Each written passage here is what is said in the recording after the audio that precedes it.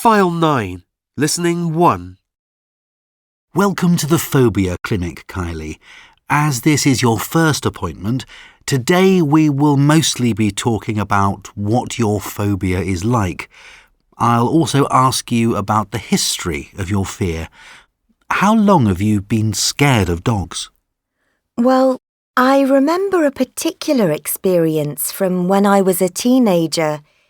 But my mum says I've been nervous around dogs for much longer than that.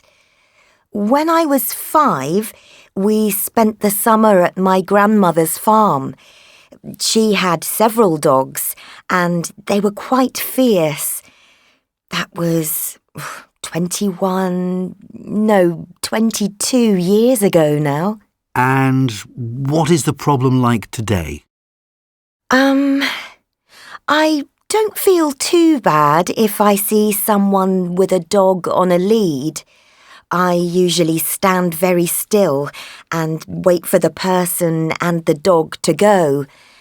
But if the dog isn't on a lead, or if the dog is big or black dogs are more frightening, I really start to panic.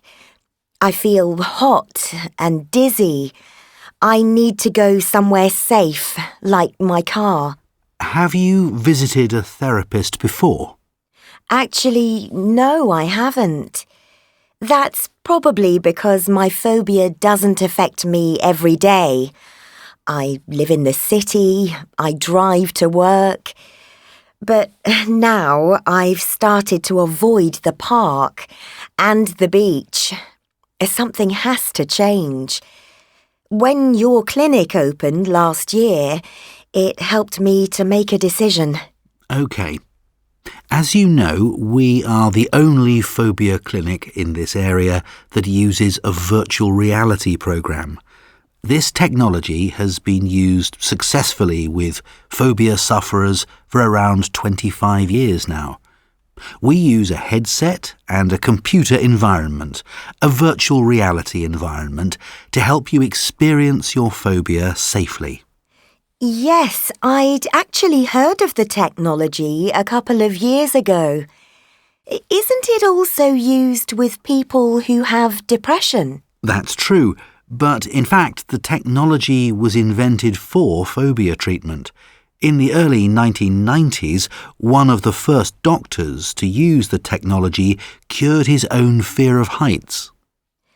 How many times will I use the virtual reality program?